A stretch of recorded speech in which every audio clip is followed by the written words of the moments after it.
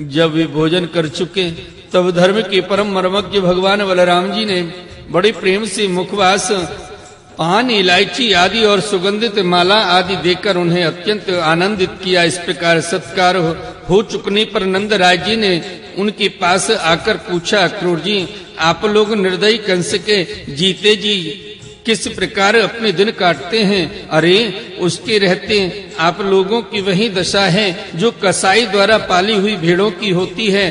जिस इंद्रियाराम पानी ने अपनी बिलकती हुई बहन के नन्हे नन्हे बच्चों को मार डाला, आप लोग उसकी प्रजा हैं, फिर आप सुखी हैं, यह अनुमान तो हम कर ही कैसे सकते हैं। अक्रूर जी ने नंद बाबा से पहले ही कुशल मंगल पूछ लिया था। जब इस प्रकार नंद बाबा ने मधुर वाणी से अक्रूर जी से कुशल मंगल पूछा और उनका सम्मान किया, तब अक्रूर जी के शरीर में रास्ता चलने की जो कुछ थकावट थी वह सब दूर हो गई।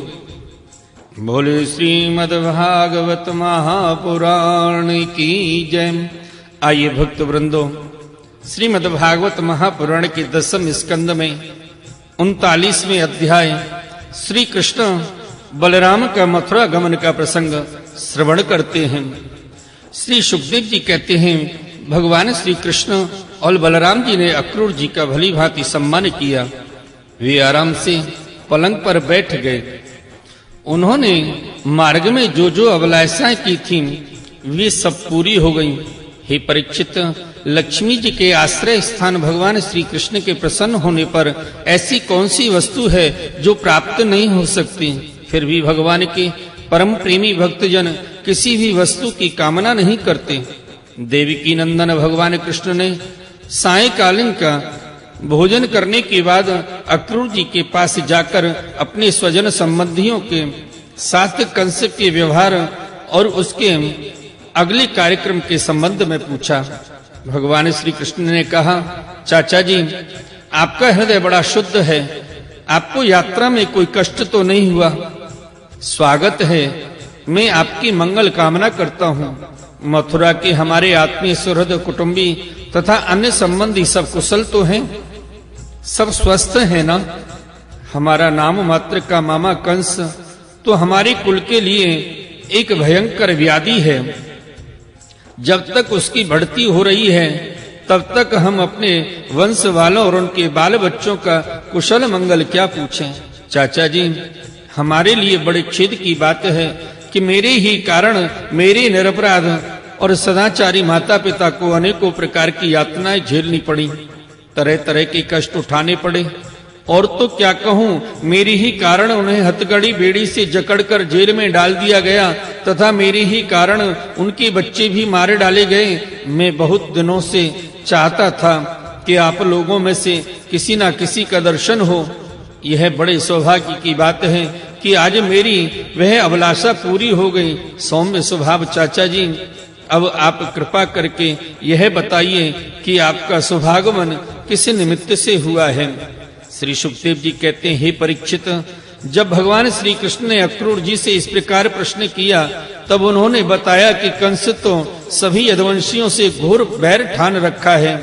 वह वसुदेव जी को मार डालने का भी उद्यम कर चुका है। अक्रूर जी ने कंस का संदेश और जिस उद्देश्य से उसने स्वयं अक्रूर जी को दूत बनाकर भेजा था और नारद जी ने जिस प्रकार वसुदेव जी के घर श्री कृष्ण के जन्म लेने का वृत्तांत तो उसको बता दिया था, सो सब कह सुनाया। अक्रूर जी की यह बात सुनकर विपक्षी शत्रुओं का दमन करने वाले भगवान कृष्ण और बलराम जी हंसने लगे और उसके बाद उन्होंने अपने पिता नंद जी को कंस की आज्ञा सुना दी। तब नंद बाबा ने सब गोपों को आज्ञा दी कि सारा गोरस एकत्र करो, भेंट की सामग्री ले लो और छकड़े जोड़ो। कल प्रातः काल ही हम सब मथुरा की यात्रा करेंगे और वहां चलकर राजा कंस को गोरस देंगे। वहां एक बहुत बड़ा उत्सव हो रहा है, उसे देखने के लिए देश की सारी प्रजा इकट्ठी हो रही है। हम लोग भी उसे देखेंगे। नंद बाबा ने गांव के कोतवाल के द्वारा यह घोषणा सारे ब्रज में करा दी। हे परीक्षित, जब गोपियों ने सुना कि हमारे मनमोहन श्याम सुंदर और गौर सुंदर बलराम जी को मथुरा ले जाने के लिए अक्रूर जी ब्रज में आए हैं, तब उनके हृदय में बड़ी व्यथा हुई। वे व्याकुल हो गईं। भगवान श्री कृष्ण के मथुरा जाने की बात सुनते ही बहुतों के हृदय में ऐसी जलन हुई कि गर्म सांस चलने लगी, मुख कमल कुम्हला गया। बहुत सौ की ऐसी दशा हुई, वे इस प्रकार अचेत हो गईं कि उन्हें खिसकी हुई ओढ़नी, गिरते हुए कंगन और ढीले हुए जूड़ों का पता तक न रहा। भगवान के स्वरूप का ध्यान आते ही बहुत सी गोपियों की चित्त वृत्तियां सर्वथा निवृत्त हो गईं, मानो वे समाधिस्थ आत्मा में स्थित हो गई हों और अपने शरीर और संसार का कुछ ध्यान ही ना रहा। बहुत सी गोपियों के सामने भगवान श्री कृष्ण का प्रेम, उनकी मंद मंद मुस्कान और हृदय को स्पर्श करने वाली विचित्र पदों से युक्त मधुर वाणी नाचने भी उसमें तल्लीन हो गई, मोहित हो गई। गोपियां मन ही मन भगवान की लटकीली चाल, भाव भंगी, प्रेम भरी मुस्कान, चितवन, सारे शोकों को मिटा देने वाली डिठोलियां तथा उदारता भरी लीलाओं का चिंतन करने लगी और उनके विरह के भय से कातुर हो गई। उनका हृदय, उनका जीवन, सब कुछ भगवान के प्रति समर्पित था। उनकी आंखों से आंसू बह रहे थे। वे झुंड की झुंड इकट्ठी होकर इस प्रकार कहने लगी। गोपियों ने कहा, धन्य हो विधाता, तुम सब कुछ विधान तो करते हो, परंतु तुम्हारे हृदय में दया का लेश भी नहीं है। पहले तो तुम सौहार्द और प्रेम से जगत के प्राणियों को एक दूसरे के साथ जोड़ देते हो, उन्हें आपस में एक कर देते हो, मिला देते हो, परंतु अभी उनकी आशा अभिलाषा पूरी भी नहीं हो पाती, वे तृप्त भी नहीं हो पाते कि तुम उन्हें व्यर्थ ही अलग अलग कर देते हो। सच है, तुम्हारा यह खिलवाड़ बच्चों के खेल की तरह व्यर्थ ही है। यह कितने दुख की बात है। हे विधाता, तुमने पहले हमें प्रेम का वितरण करने वाले श्याम सुंदर का मुख कमल दिखलाया। कितना सुंदर है। वह काले काले घुंघराले बाल कपोलों पर झलक रहे हैं। मरकत मणि से चिकने सुनिग्ध कपोल और तोते की चोंच सी सुंदर नासिका तथा अधरों पर मंद मंद मुस्कान की सुंदर रेखा, जो सारे शोकों को तत्क्षण भगा देती है। हे विधाता, तुमने एक बार तो हमें परम सुंदर मुख कमल दिखलाया और अब उसे ही हमारी आंखों से ओझल कर रहे हो। सचमुच तुम्हारी यह करतूत बड़ी ही अनुचित है। हम जानती हैं इसमें अक्रूर का दोष नहीं है, यह तो साफ तुम्हारी क्रूरता है। वास्तव में तुम ही अक्रूर के नाम से यहाँ आए हो और अपनी ही दी हुई आंखें तुम हमसे मूर्ख की भांति छीन रहे हो। इनके द्वारा हम श्याम सुंदर के एक एक अंग में तुम्हारी सृष्टि का संपूर्ण सौहार्द निहारती रहती थी। हे विधाता, तुम्हें ऐसा नहीं चाहिए। अहो नंदनंदन, श्याम सुंदर को भी नए नए लोगों ने इससे नेह लगाने की चाट पड़ गई है। देखो तो सही, इनका सौहार्द, इनका प्रेम एक क्षण में ही कहाँ चला गया।